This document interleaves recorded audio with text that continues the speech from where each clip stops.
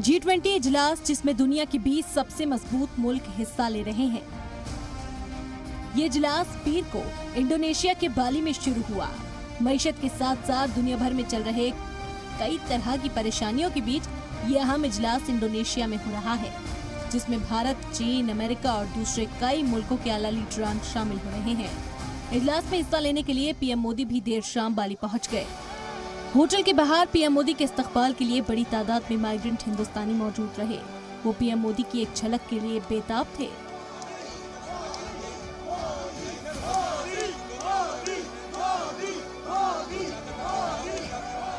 ये मेरे लिए इतना बड़ा मौका है कि इंडियन प्राइम मिनिस्टर और बाली में आ रहे हैं, जहाँ पे मैंने इतने सालों तक काम किया है।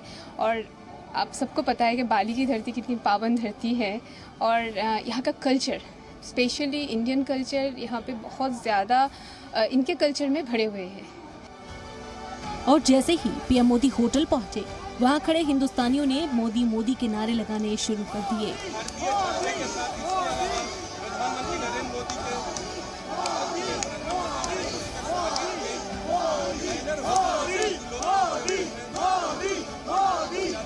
इंडोनेशिया के सदर जोको विडोडो बाली इजलास के आखिर में भारत को G20 की सदारत सौंपेंगे।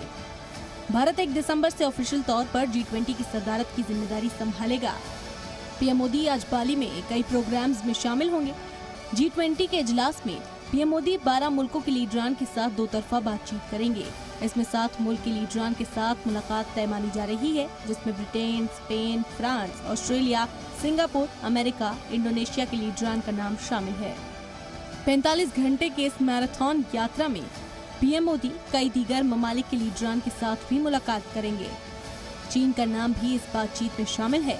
वहीं हिंदुस्तानी मूल के ब्रिटिश पीएम ऋषि सुनक से भी पीएम मोदी की मुलाकात होना तय है। यानी पीएम मोदी की बाली यात्रा कई मायनों में बेहद अहम मानी जा रही है। ब्यूरो रिपोर्ट, जी मीडिया।